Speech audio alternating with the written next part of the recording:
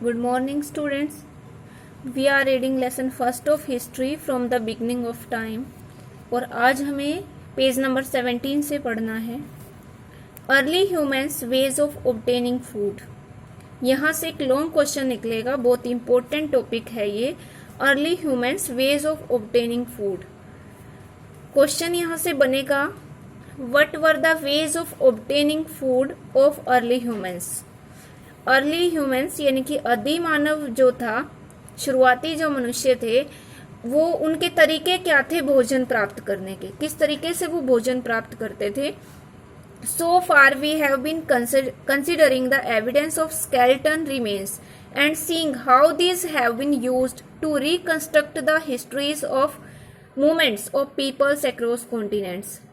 सो far अभी तक हम ये समझते आए हैं कि जो स्केलेटन रिमेन्स थे, जो अस्थि या जो हड्डियों के जो अवशेष थे, हड्डियों के अवशेष के जो सबूत थे, अभी तक हम उन्हीं को समझ रहे हैं.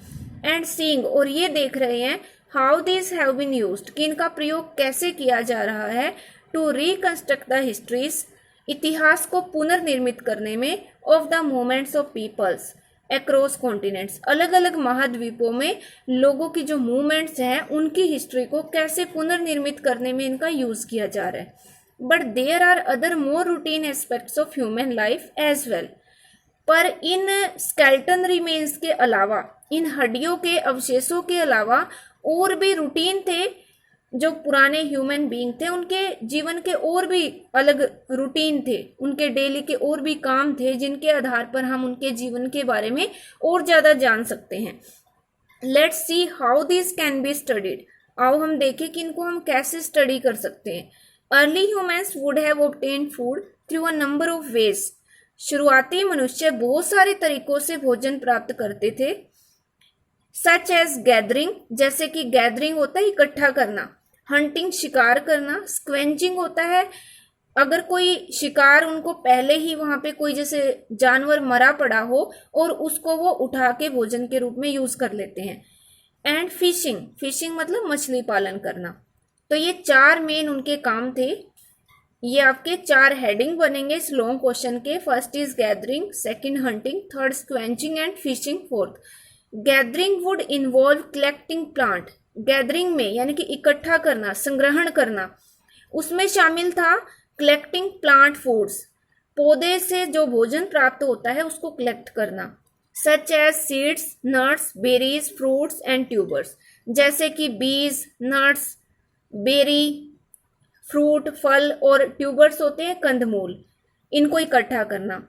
That gathering was practiced is generally assumed rather than conclusively established.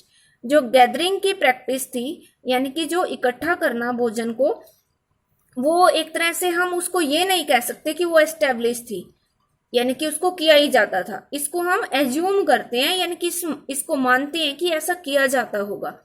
As there is very little direct evidence for it, क्योंकि इसके लिए बहुत कम प्रत्यक्ष प्रमाण हमें मिले हैं. While we get a fair amount of fossils bones, हमें जो हड्डियों के फॉसिल्स हैं वो बहुत मात्रा में मिले हैं. Fossilised plant remains are relatively rare.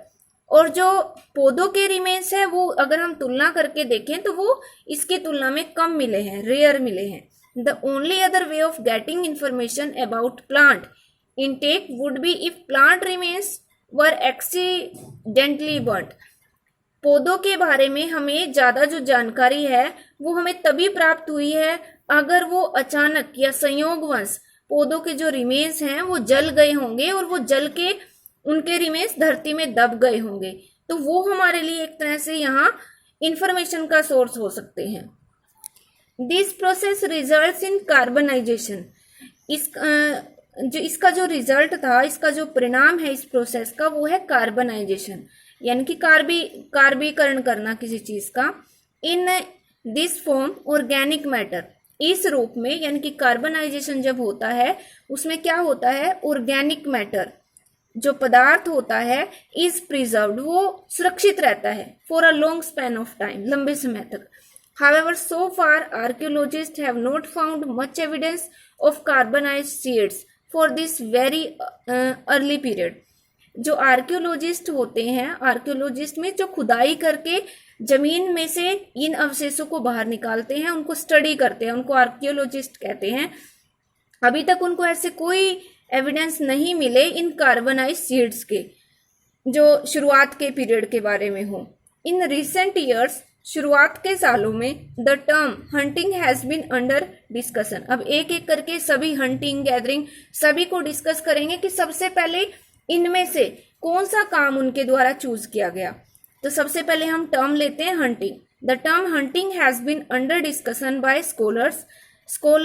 Recent years में, हाल ही के सालों में विद्वानों ने हंटिंग जो शब्द है उसको काफी डिस्कस किया।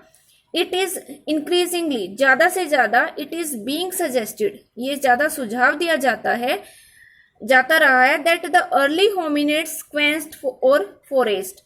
शुरुआत के जो होमिनिड्स थे वो या तो स्क्वेंच करते थे या forage. Forage means to search food, भोजन की तलाश करना। वो मतलब हम ये कहते हैं वो शिकार नहीं करते थे, हंटिंग नहीं करते थे। बिल्कुल शुरुआत का जो होमिनिड था वो स्क्वेंच करता था। स्क्वेंच होता है किसी दूसरे जानवर के द्वारा किसी जानवर को मार देना और उस मरे हुए जानवर को भोजन के रूप में यूज करना। और फोरेज होता है कहीं ना कहीं भोजन की तलाश करना। तो ये दो काम वो सबसे पहले करना उन्होंने सीखा। For meat and marrow from the carcasses of animals. Animals के जो मृत शरीर, कार्कासेस मीन्स मृत शरीर होते थे, उनमें से मीट और मैरो, मांस और मज्जा निकाल लेना खाने के लिए। दैट हैड डाइड नेचुरली, जो या तो स्वाभाविक रूप से मर जाते थे और had been killed by other predators. Predator होते हैं हिंसक जानवर, या दूसरे हिंसक जानवरों के द्वारा उनको मार दिया जाता था।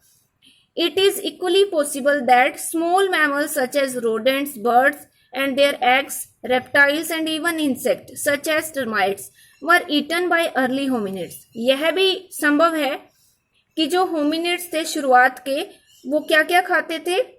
स्मॉल मैमल्स को खाते थे, जो छोटे छोटे स्तनपायी जीव होते थे, जैसे रोडेंट्स होते हैं जो कुतर कर खाते हैं भोजन को, जैसे कि चूहा। बर्ड्स, पक्षी और उनके अंडे। रेप्टाइल और इंसेक्ट जैसे कि दीमक, टर्माइट, इनको वो भोजन के रूप में खाते थे। हंटिंग प्रोबेबली बिगेन लेटर, और जो शिकार करने का काम था संभव है वो बाद में शुरू हुआ।